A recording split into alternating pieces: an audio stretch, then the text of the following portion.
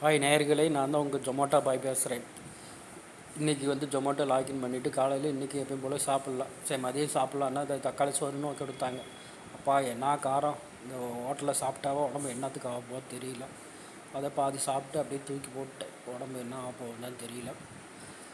அப்புறம் இன்றைக்கி ஓகே, இன்றைக்கி கொஞ்சம் நல்லா போச்சு. வண்டி லோடு ஓட்டி இன்றைக்கி ஒரு ஆர்டர் கொஞ்சம் நல்லா போச்சு. அதுக்கப்புறம் மறுபடியும் இன்றைக்கி ஷடவுன்னால என்னால் சார்ஜும் போடலை. அதனால் மறுபடியும் சார்ஜ் போட்டுட்டு 7 மணிக்கு போனேன். 7 மணிக்கு போயிட்டு இந்த கிச்சடி வாங்கிட்டு வந்தேன் நைட்டு சாப்பாட்டுக்கு. இதுதான் நைட்டு 40 ரூபா இந்த கிச்சடி. இது நல்லா தான் இருந்தது டேஸ்ட்டாக. இதுக்கு சட்னி.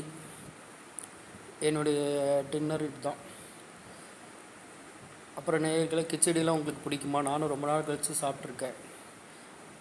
ஏன்னா வீட்டு சாப்பாடு தான் சாப்பிட முடியல.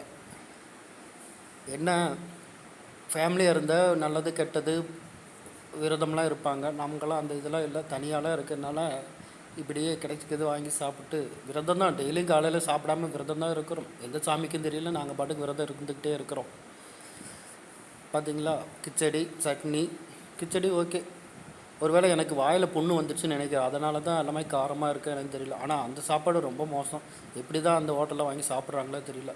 இதுதான் நான் ஹோட்டல் ஜொமேட்டோ வண்டி. இதோ அடிக்கடி மக்கர் பண்ணிட்டு தான் இருக்குது, வச்சு ஓட்டிகிட்டு இருக்கிறேன். என்ன அப்பப்போ ஆர்டர் வருது. நேற்று ஆர்டர் வரல, இன்றைக்கி ஓகே. தேங்க்யூ. குட் நைட் நேயர்களே.